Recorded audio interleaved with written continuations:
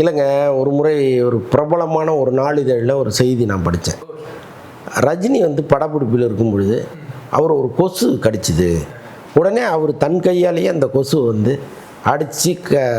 அடித்தார் அப்படின்னு படித்தேன் நான். எனக்கு ரொம்ப ஆச்சரியமாக இருந்துச்சு. ஏன்னா தமிழ்நாட்டின் நம்பர் 1 நாளிதழ் அது. அந்த நாளிதழில் ஒரு ரஜினிகாந்த் கொசு அடிக்கிறாருங்கிறத வந்து ஒரு செய்தியாக போடுறாங்களே, என்னையாவது உங்களுக்கெல்லாம் ஒரு நியாயம் இருக்கா அப்படின்னு நான் நினச்சேன். அது மாதிரி வாசகர்களோ அல்லது நேயர்களோ ரசிகர்களோ அந்த கேள்வி எழுப்புவது நியாயம்.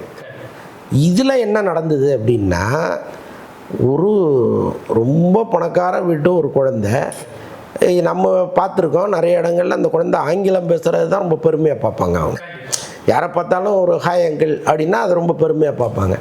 ஆனால் இந்த குழந்தை வந்து அவங்க கூப்பிட்டு வராங்க, அது கையெடுத்து கும்பிட்டு வணக்கம்ங்குது. அப்படியா? ஆமாம். இப்போ அவங்க நினச்சிருந்தா அந்த குழந்தை கேரக்டர் இருக்குது. ஆமாம்மா. இவங்க 2 பேரும் தான் வராங்க. ஏற்கனவே அந்த குழந்தைய அவங்க தூக்கிட்டு வந்துட்டாங்க. அதெல்லாம் நாங்கள் பார்க்கவே இல்லை. அவங்கள்ட்ட தூக்கிட்டு வர்றாங்க, குழந்தைய கூப்பிட்டு எங்களுக்கு அறிமுகப்படுத்துறதுக்காக கூப்பிட்டு வராங்க. வரும்போதே அந்த குழந்தை வணக்கம்ங்குது. நீங்கள் நல்லா யோசிச்சு பாருங்கள், இத்தினோண்டு ஃபுல்லாக துருன்னு பார்த்தாலே தூக்கி வச்சுக்கணும் போல இருக்குது 2 குழந்தைகளுமே. அந்த 2 குழந்தைகள்கிட்டையும் நீங்கள் அப்படி ஒரு வார்த்தையை நீங்கள் முதல்ல எதிர்பார்க்கவே முடியாது. அது எங்களுக்கு ஆச்சரியமாக இருந்துச்சு. அப்போ அவங்கள்ட்ட கேட்கும்போது சக்தி தான் கேட்டார், தமிழ் நல்லா பேசுகிறாங்களே அப்படின்ட்டு.